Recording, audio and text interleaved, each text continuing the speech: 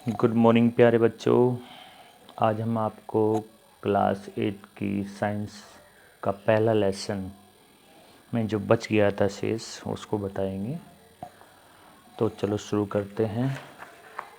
Class 8 में पहला lesson जो है वो एग्रीकल्चरल एक्टिविटी से कनेक्टेड है, क्रॉप प्रोडक्शन एंड मैनेजमेंट। इसमें हमने आपको पहली वीडियोज़ में ये सब चीज़ें बता दी थी।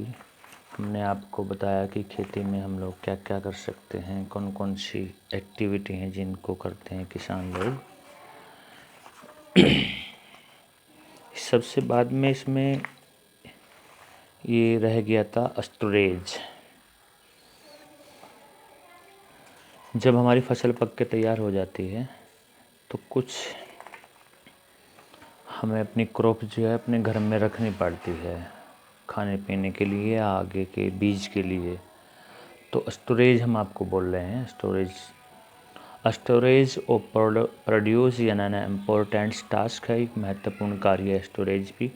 If the harvested grains are to be keeped from longer time, यदि हमें लंबे समय तक जो ग्रेन्स हैं, हमारे दाने हैं, उनको लंबे समय तक रखना है तो हमें स्टोरेज का भी उचित प्रबंध करना पड़ेगा। This should be safe from moisture, insect, rat and micro organisms हैं, कुछ छोटे सूक्ष्म जीव, चूहे, कीड़े मकोड़े और नमी भी हमारे ग्रेन्स को प्रभावित करती है।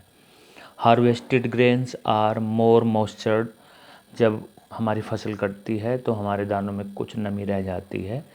If freshly harvested grains seeds are stored without drying, यदि हम बिना सुखाए उन दानों को हम स्टोरेज कर देते हैं, दे में गेट स्पॉइल्ड या अटैच्ड टू द ऑर्गेनिज्म, तो वो सूक्ष्म जीवों के संपर्क में आ जाते हैं या वो फूल जाते हैं मॉइस्चर पा करके, making them unfit for use या जर्मिनेशन। तो इस तरह से वो आगामी फसलों के लिए उनका जर्मिनेशन यानी कि जमाव भी सही नहीं रह पाता।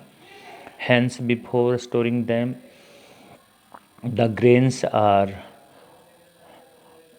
properly dried in the sun to reduce the moisture in them. This prevent the attack by insect pests, bacteria and fungi. इन सब चीज़ों से दूर करने के लिए हमें उसको अच्छी तरह से सुखाना पड़ेगा सूरज की गर्मी में।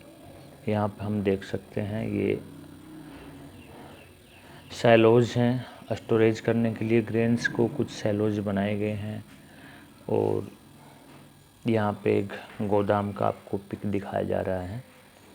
इसको आप ध्यान से देख सकते हैं, बहुत सारी अनाज की बोरियां इसमें रखी हुई हैं। Farmer storage grains in the jute bags या मेटेलिक बैन्स, इस तरह की जो प्लास्टिक की थैलियों में या जूट के कट्टों बोरियों में इसको रखता है किसान। Larger scale storage of the grains is done in cellos, जो बड़े पैमाने पर करना पड़ता है तो सैलो बनाए जाते हैं या गोदाम बनाए जाते हैं। इन protect them from the pests like rats and insects वगैरह से बचाव के लिए। Dried neems leaves are use for the storings from grains at homes.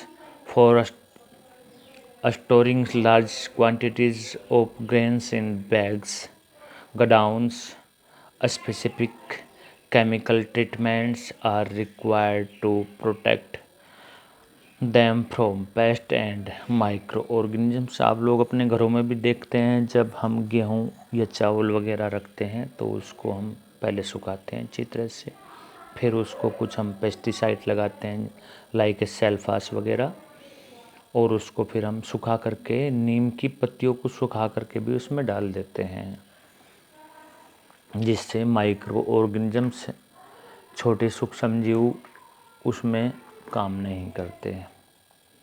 तो इस तरह से हम देख सकते हैं। एक टेबल यहाँ पर दी गई है, make the following table in your notebook and completed. एक नोटबुक में एक टेबल बनानी है, यानी कि फूड हमें कहाँ से मिलता है, ये इसमें एक नया टॉपिक आता है, फूड फ्रॉम एनिमल्स। इसमें टेबल हमें बनानी है। जैसे मिल्क तो हमें काऊ से, बफेलो से, सी गोट से, सी कैमल से, ये सारे मिलते हैं। और फिर हम नीचे लिखेंगे जैसे हमें कॉटन किस चीज़ से मिलती है, और हम नीचे लिखेंगे फिर हम यहाँ पे, सॉरी कॉटन नहीं, फूड की बात हो रही है, मिल्क है। यहाँ पर हम देखेंगे क्रैल्स यानी कि अनाज, दालें किन किन चीज़ों से मिलते हैं, क्रैल्स हमें किन किन चीज़ों से मिलता है, बीन्स हमें किन किन चीज़ों से मिलते हैं। तो ये सब यहाँ पे पूरी कर लेंगे आप लोग इसको। After completing this table you must have seen that like plants animal also provide use with the different kind of food.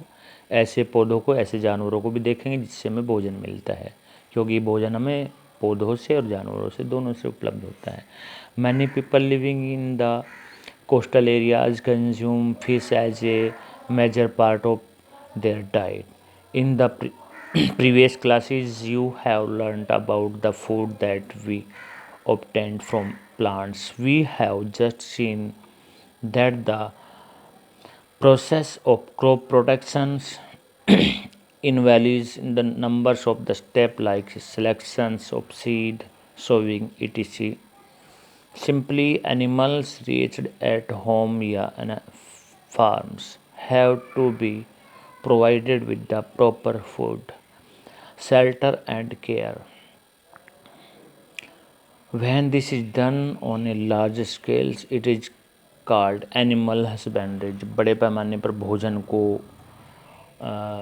पैदा करने का काम किया जाता है तो उसको हम एनिमल हस्बेंड्री कहते हैं। बड़े पैमाने पर हम पशुओं का पालन करते हैं भोजन के लिए, तो उसको हम एनिमल हस्बेंड्री कहते हैं। तो ये बच्चे हो गया है। इससे अगली वीडियो में मैं आपको ये लेसन कंप्लीट होता है, ये एक्सरसाइज आपको करा रहा हूँ। एक्सरसाइज में आपको जो आपके फिलिंग द ब्लैंक्स है बुक्स में से देख करके खुद भरने हैं। जैसे कि आप पहले से भरते आए हैं, और जितने भी मैचिंग द फॉलोइंग है ये खुद करेंगे आप लोग। और तीसरा जो क्वेश्चन है यहाँ पर, give two example of each other, ये भी ईच प्रत्येक के दो दो उदाहरण देंगे, ये खुद ही करेंगे। यानी कि खरीफ क्रॉप्स में कौन कौन से दो एग्जाम्पल दें, रबी के दो दें।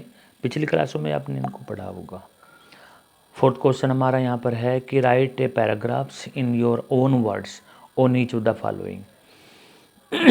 ये चार हमारे ऐसे हमारे टाइटल हैं अपने शब्दों में। इसमें आपको कुछ एक पैराग्राफ लिखना है कुछ लाइनों का, 4-5 लाइनों का, कि प्रिपरेशन ऑफ सोयल है, सोविंग क्या है, वीडिंग क्या है, थ्रेसिंग क्या है। बुक्स में से ही पीछे से आपको सब चीज़ मिल जाएंगे ये सारी चीज़ें। तो ये मैं आपको अगले क्वेश्चन नंबर 5 से लेकर के क्वेश्चन नंबर 10 तक अपनी अगली वीडियो में कराऊंगा, क्योंकि वीडियो थोड़ी सी लंबी हो जाएगी। Thank you.